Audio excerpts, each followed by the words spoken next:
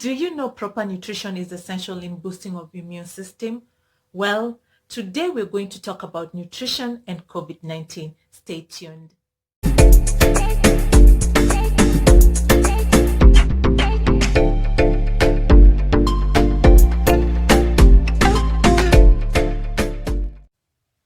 Hello viewers, welcome back to my YouTube channel, Holistic Nutrition by Angie, and today we're going to talk about nutrition and COVID-19. COVID-19 is a respiratory disease that affects our respiratory system, and also it affects our immune system. And that's why it's important to know ways in which you can boost your immunity by proper nutrition in order to prevent contacting COVID-19. There are many factors that can contribute to compromising our immune system, and these factors I want to talk more about them. For instance, we have age, and we find that the elderly people are more prone to getting COVID-19 because the immune system has weakened, and that's why it's important to observe proper nutrition in the elderly people. The second group of people we have are the pregnant women. The fact that you're already pregnant, your immune system is already compromised. That's important point to note is try and observe proper nutrition when you're pregnant so that you can protect your baby and yourself, your unborn child and yourself during this pandemic. The third group of people we have are the people with pre-existing medical condition such as diabetes, HIV, high blood pressure. Because of this pre-existing medical condition, your immune system is already compromised, and it's very, very important that you observe proper nutrition in order to boost your immune system. So we have other factors that can really trigger or compromise our immune system, such as stress. Stress is very key in compromising our immune system. It's important to try and avoid stress as much as you can. And if you can improve all the things that is happening and just reduce on the level of stress, it's going to help you in improving your immune system. The other factors that can compromise our immune system is lack of physical activity.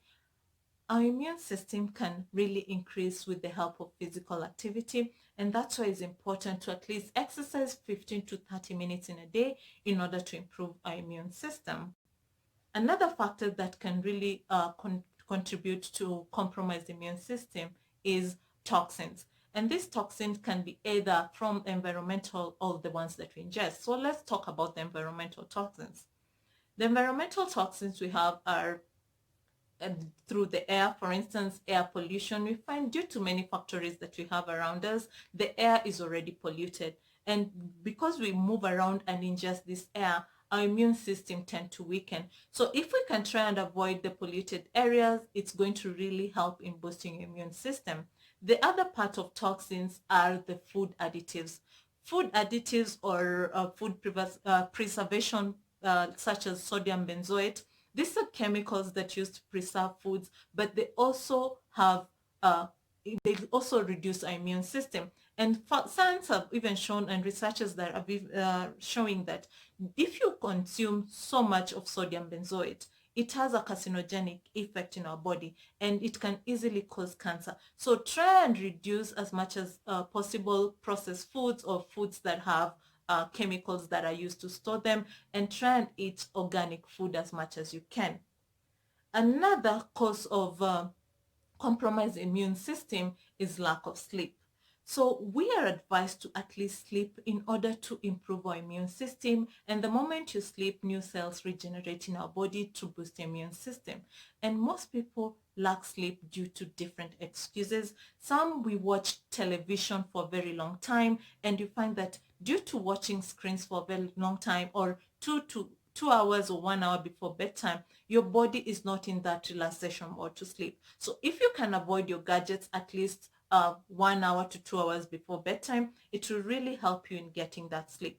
Another way in which you can lack sleep is those people who drink caffeinated drinks. And due to these caffeinated drinks, such as coffee, you find that your body keeps going to be active because of that caffeine. It gives you the active mode that you find you want to do more and more, and yet you're supposed to be at least resting in order to boost your immune system.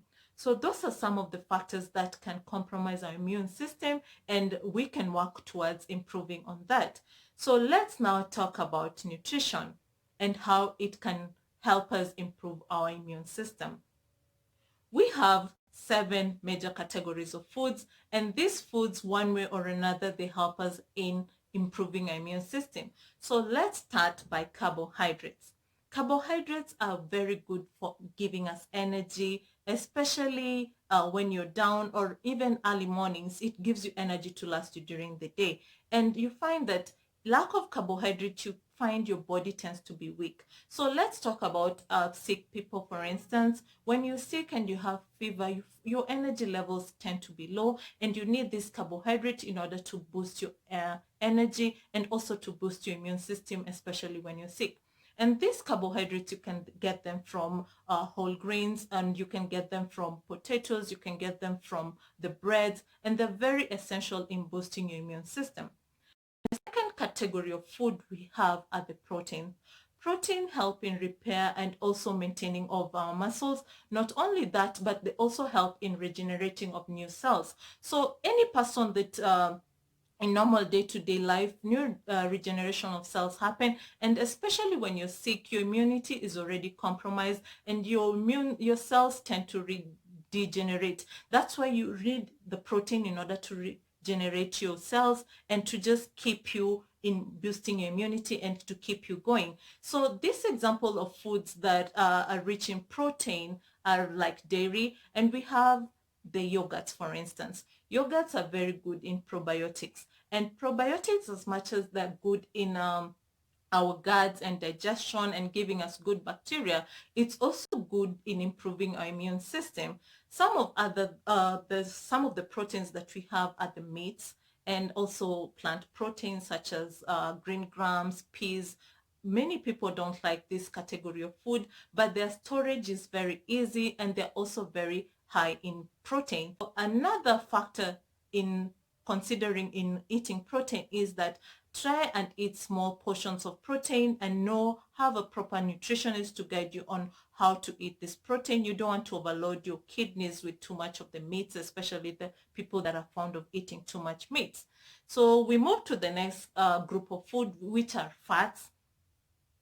Fats are the secondary source of energy. They also help us in regulating our temperature, and also fats are very essential in vitamin processing in the body. And that's why it's important to know that as much as these fats are essential, they also help us in boosting our immune system. When we don't have the carbohydrates, they come in as the secondary source of energy. And these fats, we can get them from eggs, we can get these fats from also the dairy products, and we can also get these fats from some of the starches. So it's important to observe the portions when eating these foods as well.